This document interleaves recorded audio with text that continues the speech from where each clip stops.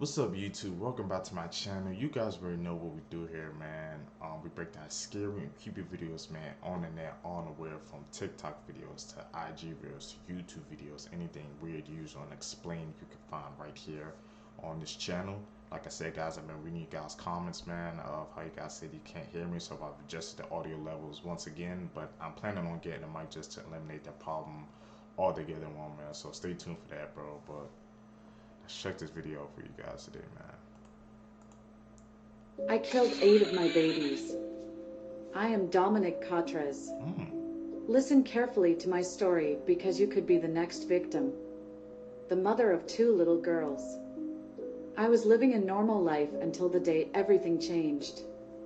In 10 years, I gave birth to 8 other children that I suffocated right after their birth. My husband and daughters never knew anything. I passed as a victim of incest had made me lose my mind. Also, I didn't want to take the pill and hospitals scared me because the caregivers humiliated me because of my weight during my previous pregnancies. For me, killing my babies after they were born was my method of birth control. I then hid the bodies in my father's house. But in 2010, the new owners of my father's house discovered 2 infant corpses while gardening. A search revealed 6 more bodies. I confessed to everything and I was convicted. Despite my crimes, my oldest daughter supports me. My husband is shocked that he didn't see anything. It's normal, an obese woman can easily hide her pregnancy. I was sentenced to 9 years in prison for my actions. Today, I am free. I can finally live again. You have the right to live and grow. Your parents gave you this chance. Should have done the same for those little ones. Can you forgive me? There is no... I don't know, man. Freaking right off the bat, man, we got a freaking bone chilling case, bro. She just, like freaking 8 of her kids, man. Like I said, I'm surprised when they said the husband, he didn't even know, but she said, I guess she was overweight, and they said, I guess they said obese women, they can hide pregnancy as well.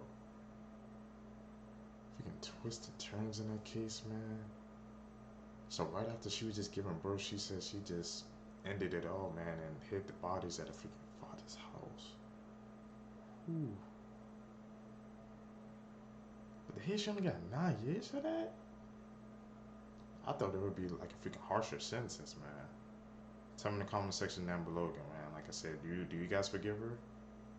That's something, I don't think that's something you can forgive, man. I don't know, bro. Bone chilling case. No way in 1,000 years you'd be able to guess what's happening in this photo. Yes, it does look like the apartment of a former frat boy who can't decorate, but it's actually a still from the most evil reality television show to ever exist, where this man was kept in this apartment naked with no food for 15 months, while 17 million people in Japan tuned in. It's also the subject of tonight's episode, so let's dive in. So this is called Sweepstakes Life, and it was a show in Japan in the 90s. To cast the show, a group of men were told to come to a casting office with no other information. A box with a question mark was then wheeled into the room, and each of the men had to pull an envelope. This guy, Nasubi, is the guy that gets the winning slip, and this is where his nightmare begins. He was immediately blindfolded and thrown in the back of a car, where he was brought to this apartment and told to strip. This is also where he's told that anything he needs to survive needs to be won in sweepstakes that are in those magazines, meaning he couldn't eat anything until he won it, which didn't happen for 2 weeks. He wouldn't be let out of the apartment until he won 1 million yen worth of prizes, and he had no idea it would take him over a year to do so. I'm gonna have to do another part to the story, but check out tonight's episode for more. This is part... That's just part 1, man, but so far, speaking of horrifying story, man, like I heard like back in the day, like how some of these game shows, they were like too extreme and you have to freaking cancel or something, man, because they just went too far. And this is definitely like on the top one of the freaking list now, bro. To say that he was in it for a year and like 15 million people tuned in just watching him, and nobody was trying to think about stopping it and trying to help this man. Go to show, bro, how truly freaking cruel this world can be, bro. Let's finish this case. Part 2 of the worst reality show you've never heard of, where a man was kept naked and without food in a studio apartment for 15 months. In some shots from the show, you can see how much weight he's losing. He would go really long stretches without eating. So Nasubi, this guy here, had no access to food unless he won it as a prize. But about a month into the show, he does win some rice. At one point, the rice does run out though, and he's forced to eat dog food. That's all he has. And remember, 17 million people were tuning in to every episode at this point. People actually love this show so much that they figure out where Nasubi's apartment is and they go there. But they don't like bring food or blankets for him. No, they literally stand quietly outside of the window and try to catch a glimpse of him. And the whole time, Nasubi has no idea that this is being aired on television. Eventually, producers show up in the middle of the night and grab Nasubi from the apartment because they're afraid that he'll figure out the crowds are there for him. But when they bring him to a new apartment, it's identical to the one he just left. And he stays there for another year. There's so much more to this story, so make sure you listen to the episode for the whole thing. Cape Town is currently... I'm definitely going to do some more research into that case, man. Like I said, but watching these videos with you guys, bro, they always expand my mind, man. To hear that they got taken to another apartment, man, because the people outside, they knew what was going on. They were just watching them, not saying a word. That's freaking weird and creepy, bro. And to hear they had stayed there for another year, man, you can see why it was definitely banned, bro. And 17 million people was tuning in, and none decided to help him, bro. That's freaking crazy. Tell me in the comment section down below, guys, if you guys know some old freaking game shows that got canceled or anything because they were too extreme.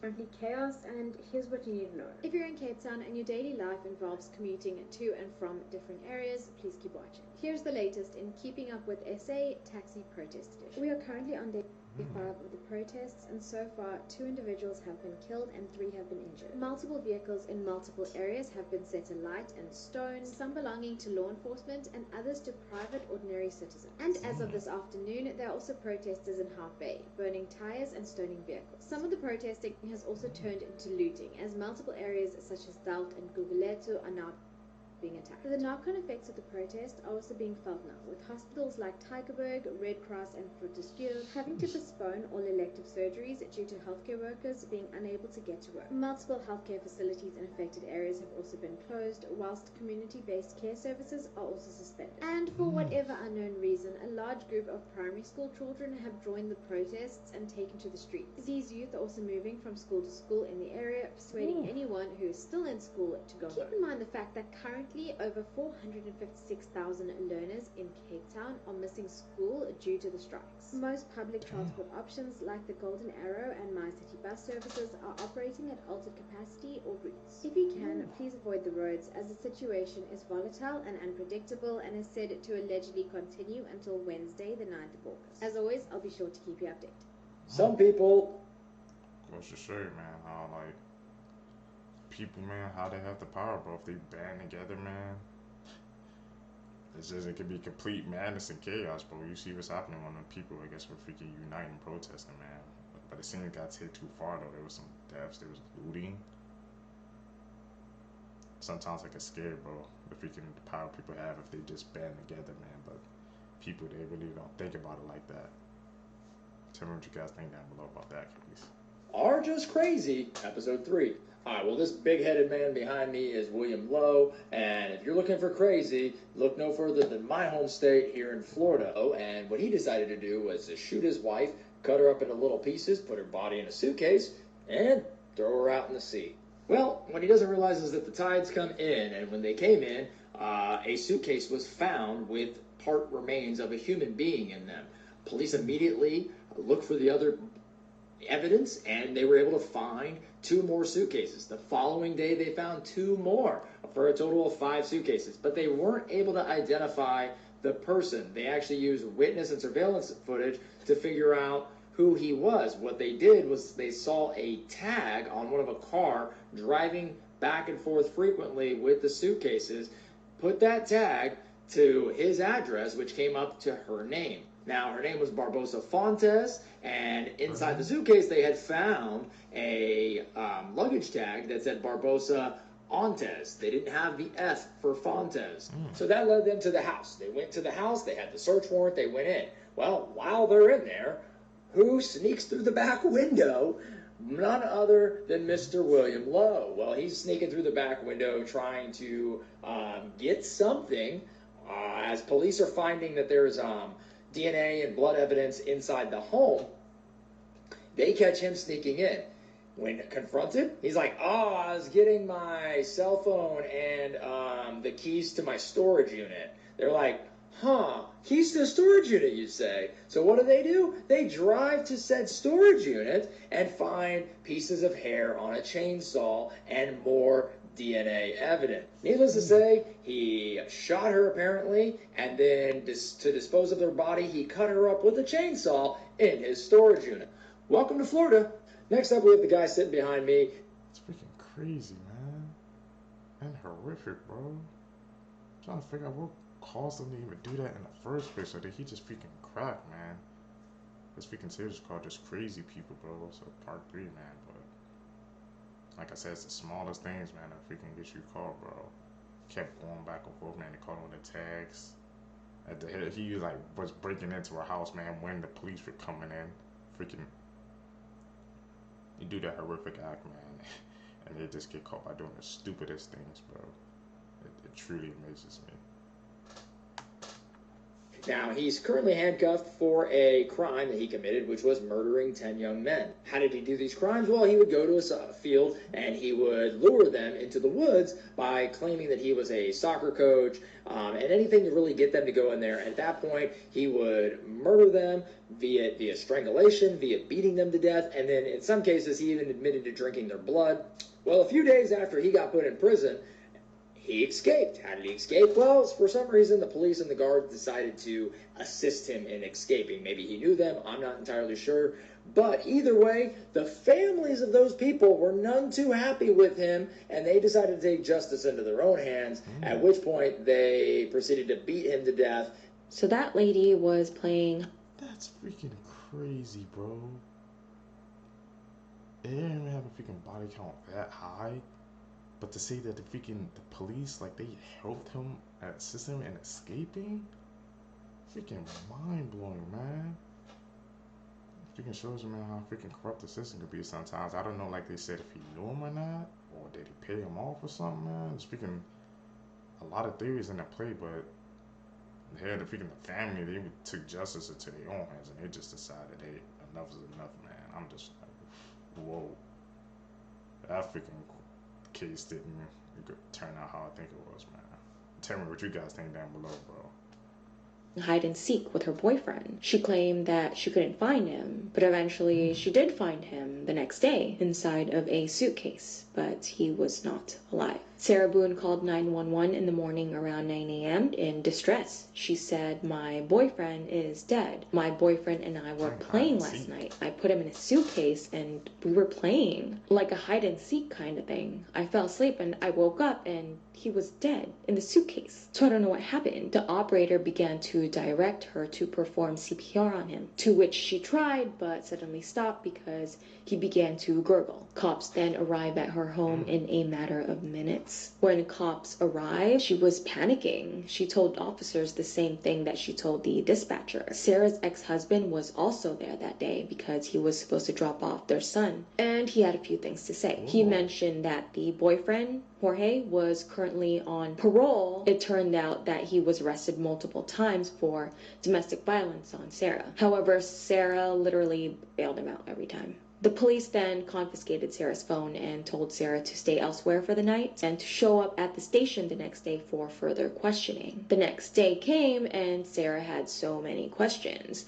One of them was when she would be able to get her phone back. However, cops were not planning on doing that just yet. They asked her a few more questions, but not before they advised her of her Miranda rights. They also mentioned that they received Jorge's autopsy, and forensics stated that he had multiple injuries that were not there prior to arriving at her apartment. She said that he's a clumsy guy and he just walked into walls. She said the whole day was great, that they had puzzles, wine, and they played hide and seek, and that they were having a very good day. She said that Jorge was just the type to walk into walls and he was a really clumsy guy. She then confessed to them that while things have been good, it hasn't always been that way. She then recalls all the times he's been violent with her and how she only drinks alcohol when he's around and how he's possessive towards her. One of the investigators then said, "When you love someone, you have limits. At one point, someone gets enough and they have to do something to defend themselves. However, she said that she would just leave the person rather than hurting them. She said that she even had proof of trying to get restraining orders. She said, you can check my computers, you can check my phone. And speaking of phone,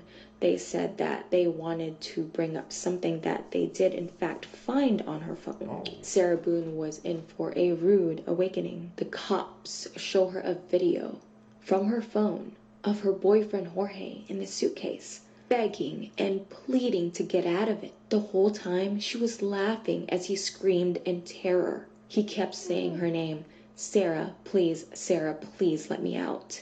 And on the video you could hear her say, that's my name, don't wear it out. And she continued to laugh. Her boyfriend continued pleading for help until his final breath.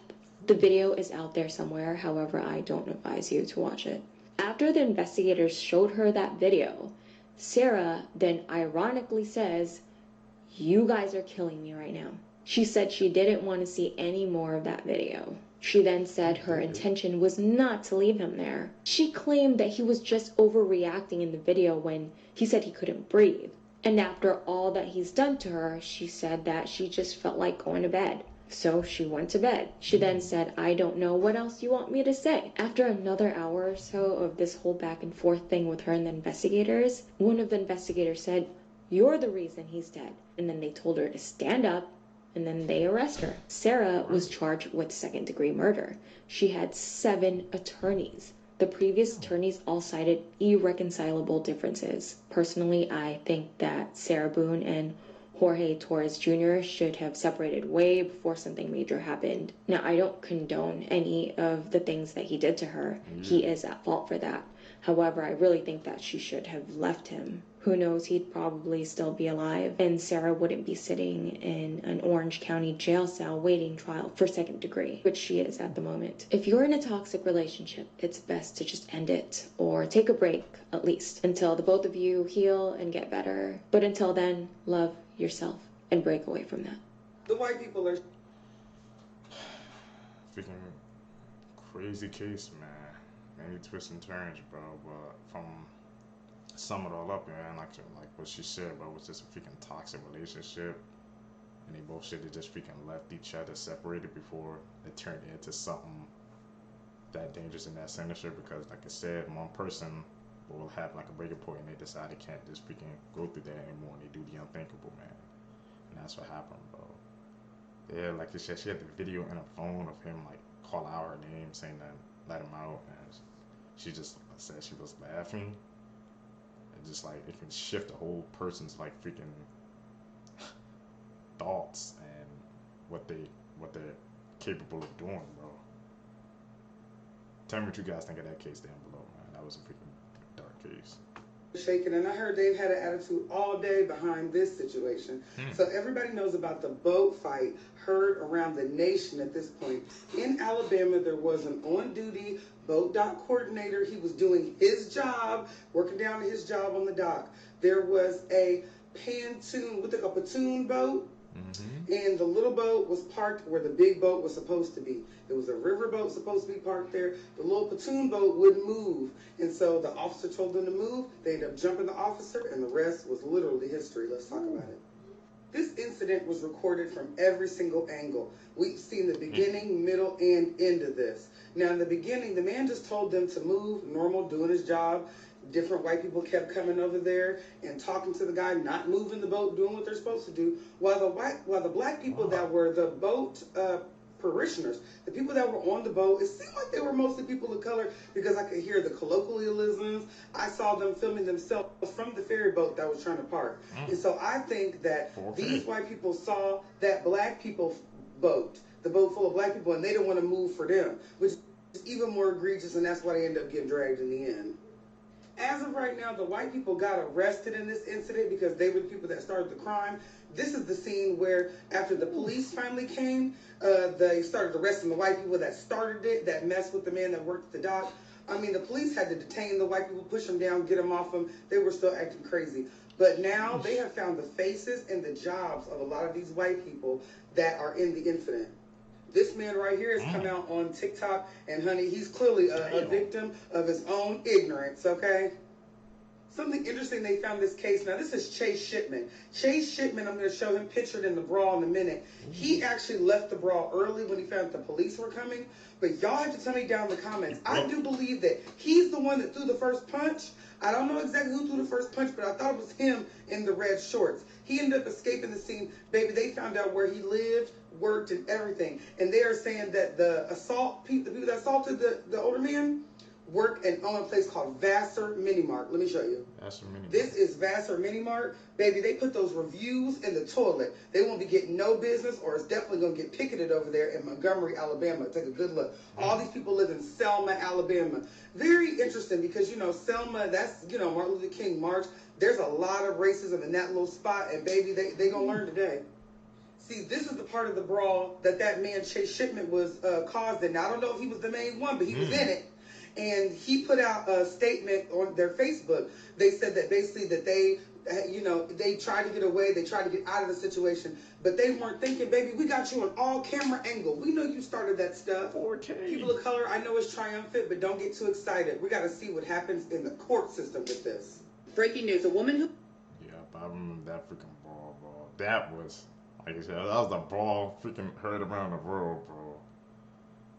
Like I said, man, that man was just trying to do his job, and then the freaking, hate how it's freaking portrayed as freaking, how that situation had to happen, man. It was freaking really unnecessary, bro. But as soon as you threw the first punch, man, everybody came to help, bro. Freaking everybody got arrested, man. I remember I saw a freaking video of an angle, somebody get hit with the chair. I was like, damn, bro. Freaking goes to show you, man, how dangerous a situation can go, man. Just like, let a match fuse, and it just blew up, bro. Always got to be careful, man, about the situation and stuff like that. And I got to do some more research saying that how he was like the first one that started it, but he left, so he didn't get any freaking consequences, man. So I definitely got to check back up on that. Tell me what you guys think about that case down below. Did you guys see that when that freaking blew up, man, on Twitter? who went missing while going for a walk has been found deceased. Authorities say the 37-year-old was reported missing around 11:30 p.m. on Saturday after she headed out from her home around 6 p.m. to go for a walk. When she did not return home as expected, her boyfriend made a missing persons report. He told police that her car was at the trailhead in Bel Air, but she was not.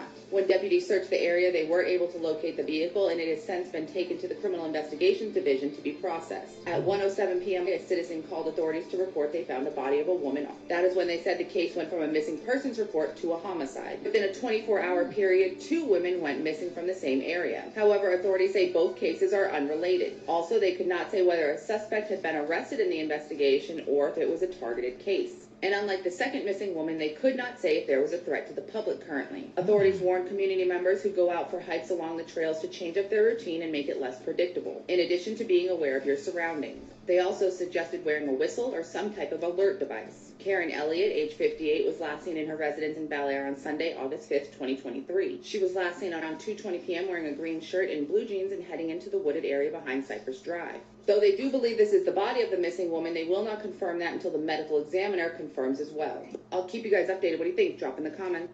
Looks like it. Sounds like somebody's freaking stalking that freaking area, bro. They said 2 people, 2 women missing the area, but they didn't want to connect, I guess, cases yet, man. It's freaking crazy, bro. How she was just on the trails, bro. Like I said, that's why sometimes, man, you gotta be careful. That's why I be skeptical, man. Sometimes I be like going into like the freaking trails and stuff, man, because you don't never know. Somebody's just trying to lurk and just trying to do the unthinkable to you, man. That's what they say, that freaking be aware of your surroundings, man. Or they say wear a whistle or something. That's freaking, yeah, smart, so you can get alerted if somebody tries to just like try to do something to you, man. Definitely going to do some more research on that case. Thoughts down below. A big dormitory, doesn't it? How's he been doing in this facility? It's been up and down. He's been depressed, and at other times he's sort of equilibrated and seemed to function okay and become interested in a few things, and then he might get depressed again, and it's a very much up and down situation. At one point he was on Prozac, was he not? For Yes. his depression. Mm-hmm. Is he still on that drug? No, he's not on Prozac or any medication right now. He took himself off. They cannot force him to take medication at a prison facility. He has to willingly take it.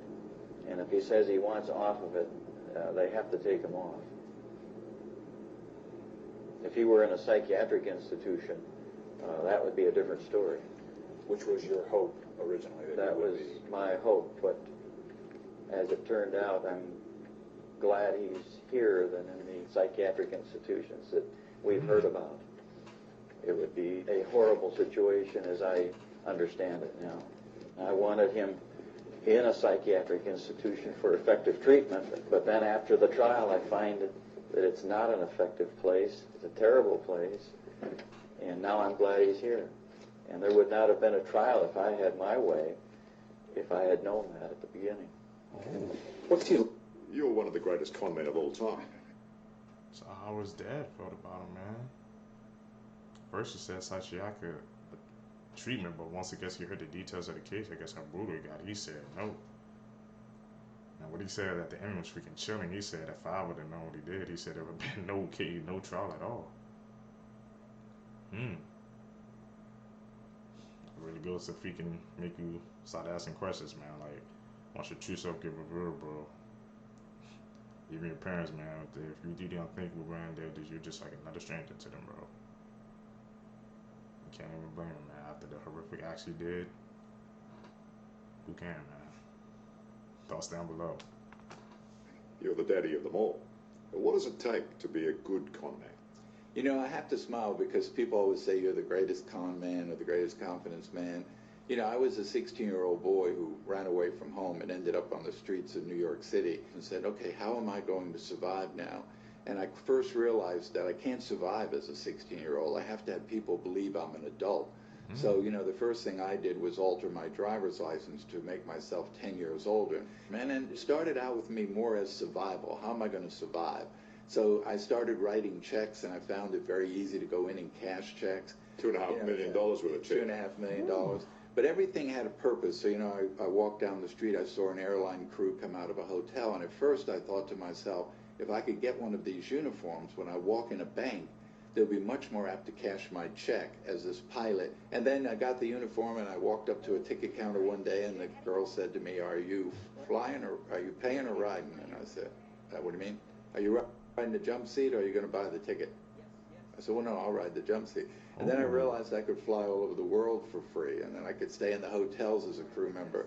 So everything was just a step up for me. I was more of an opportunist who saw things and then took advantage of them. You know, it goes from survival, then people are chasing you, so then you're starting to say, how do I stay ahead of these people that are chasing me and outsmarting them?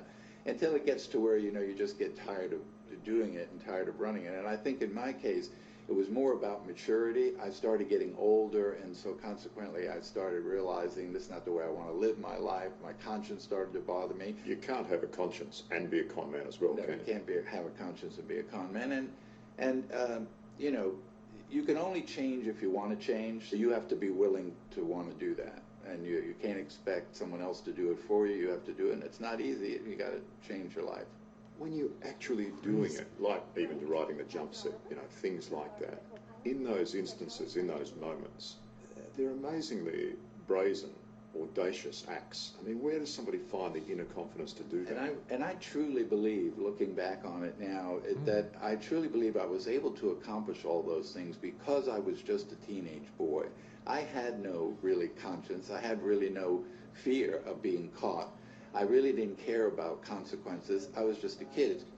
I always believed, had I been a little older, say I'd started doing that at 21 to 26, I wouldn't have done half the things because I would have rationalized and said, you'll never get away with that. No one will believe you're a doctor or you're a pilot, or I would have probably never done it. But because I was a kid, I had this kid's imagination that I can do anything, I can get away with anything, or at least I'm willing to try it, and had no fear of consequences. So in my case, it wasn't that I was brilliant or that I was a genius. I think it was more about the fact that I was very young, and I looked at it through the eyes of a kid than the eyes of an adult. It was the naivety of youth. Right, yes. A good excuse. Yeah. Even when I was doing the things that I did, I paid back $2 million of that money because I hadn't spent it. And then I eventually paid the other $500,000 back only because I felt it was right to pay all the money back. But as a kid, I couldn't spend $2 million, so it was never really the money.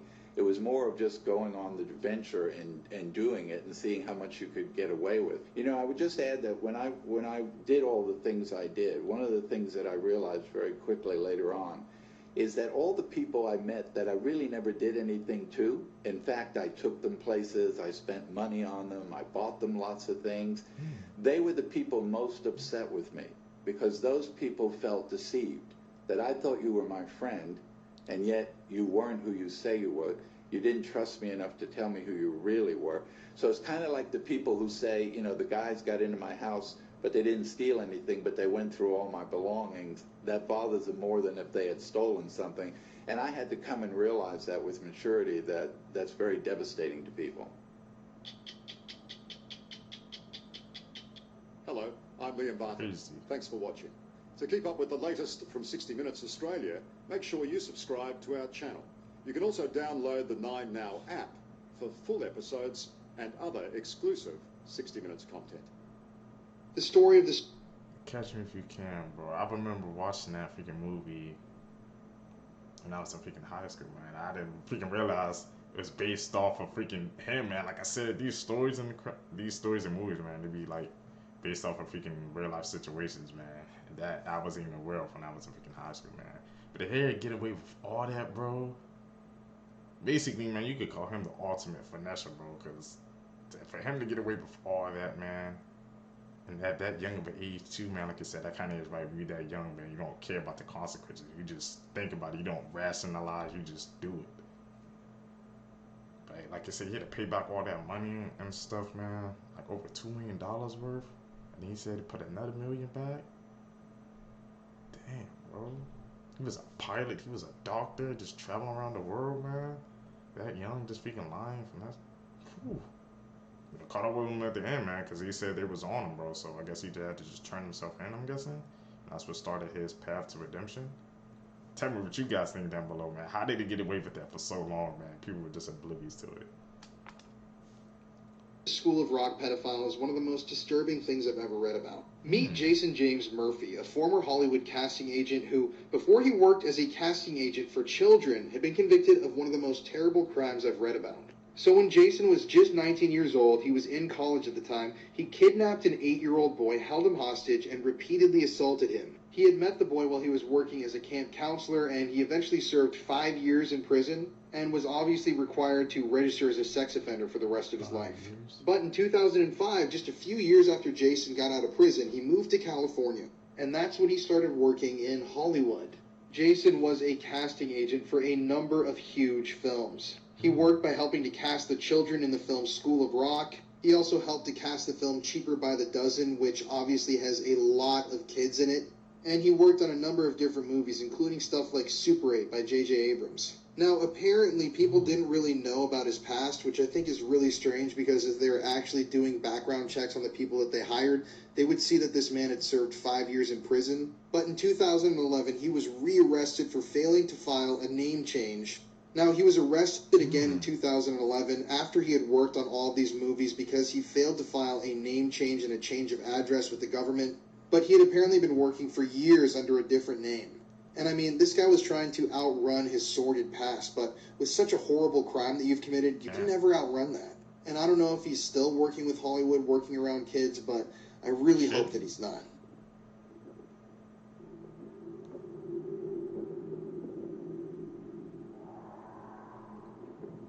How the hell did the light just turn off like that? What? What's wrong with you? And what? And took my daughter. Parker? Please let me inside. Parker?